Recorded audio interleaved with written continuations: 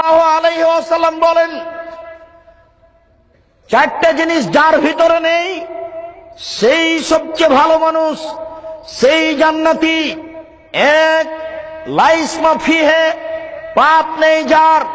দুই, ওয়ালা বাগিয়া, সীমা লঙ্ঘন নেই যার। তিন, ওয়ালা হাসাদা, হিংসা নেই যার। ওয়ালা গিল্লা, আমানতের খেয়ানত নেই যার। চারটা জিনিস নেই যার সেই জান্নাতি। চারটা জিনিস নেই যার সেই জান্নাতি। চারটা জিনিস নেই যার সেই জান্নাতি। এক, পাপ নেই যার। আব্দুর রাজ্জাক সাহেব, পাপ নেই এমন মানুষ আছে দুনিয়াতে? জি। পাপ হলেই ক্ষমা চাই যে তার পাপ নেই। কুল্লু বনি আদম খাত্তা খায়রুল খাত্তাইন তাওয়াবুন, আদম সন্তানই পাপী, এ কথা আল্লাহ রাসূল বলছেন। আদম সন্তানই পাপী, পাপ না করলে তো ফেরেশতা হয়ে গেল। পাপ করার পরে ক্ষমা চাই যে সেই সবচেয়ে ভালো। পাপ করার পরে ক্ষমা চাই যে রাতের অন্ধকারে তওবা করে কান্নাকাটি করে, সেই হলে সবচেয়ে ভালো। শুনুন সম্মানিত উপস্থিতি, পাপ নেই যার সেই সবচেয়ে ভালো মানুষ জান্নাতে যাবে।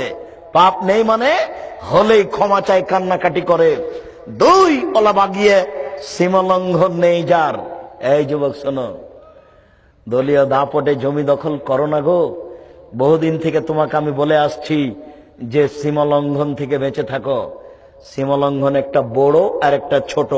ছোটটা তোমাকে বলি, 1 কেজি মরিচ নিচ্ছ, 100 মরিচ নিচ্ছ, তো মরিচটা হা দিয়ে তুমি একটা মরিচ হাতে করে আছো। এবার লোকটা 100 মরিচ মেপেছে, তোমার হাতেরটা কোথায় রাখবা? বুঝতে পারোনি কথা মনে হয়? আপনার হাতের মরিচটা আপনি কোথায় রাখবেন? এখন দাড়ি পাল্লা হয়ে গেছে। আবার বুঝেন তো, আপনি 100 মরিচ কিনতে চাচ্ছেন এই লোকটার কাছে, কিন্তু আপনি মরিচ দেখতে গিয়ে একটা মরিচ হাতে নিয়েছেন, দেখে তোমার মরিচ কেমন দিয়ে একটা হাতে নিয়েছেন। এবারে 100 মরিচের দাড়ি পাল্লা ঠিক হয়ে গেছে, এখন আপনার হাতে একটা মরিচ আছে, এটা কি করবেন? লোকটার ডালিতে যদি রেখে দেন তাহলে আপনি ভালো, আর যদি এটা আপনার পাল্লায় দিয়ে দেন তাহলে আপনি সীমা লঙ্ঘনকারী। ওই জান্নাতে যাবে সীমা লঙ্ঘন নেই যার, আপনি যেতে পারবেন না। দুই, ওয়ালা হাসাদা, হিংসা নেই যার। হিংসা থেকে ফিরে আসতে হবে। দল, মসজিদ, মাদ্রাসা, শুধু খালি মানুষের ভিতরে হিংসা। সংগঠন, দল, মসজিদ, মাদ্রাসা, শুধু মানুষের মধ্যে হিংসা। কি তাহাজ্জুদ পড়ে আর কি কোরআন তেলাওয়াত করে, খালি দিনরাত ওটাই ভাবে, ও তো এটা করলো, ওকে কিভাবে ধ্বংস করা যায়। দিন রাত মানুষ হিংসা নিয়ে ডুবে আছে।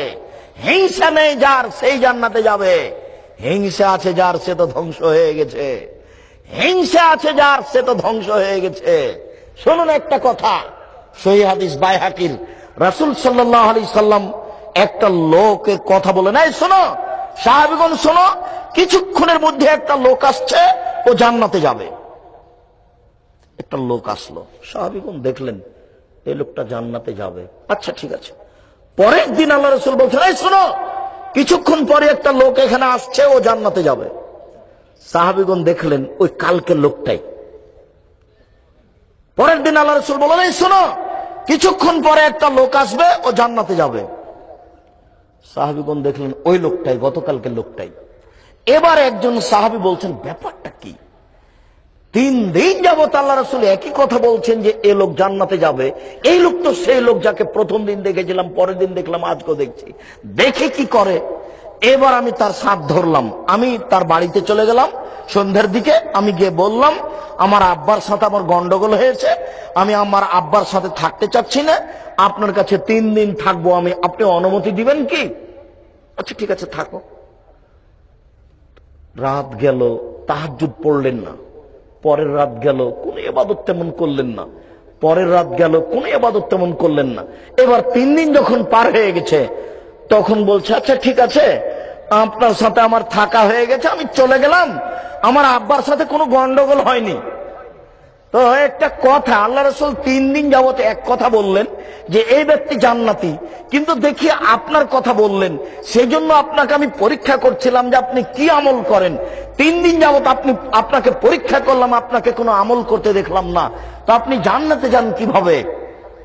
তখন উনি বললেন একটা কথা, হ্যাঁ আমি কোনো আমল করি না, তবে কারোর ব্যাপারে আমার হিংসা হয় না।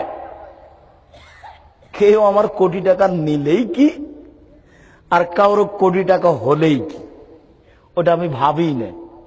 আমার নিয়েছে কেন, তাকদীর গেছে।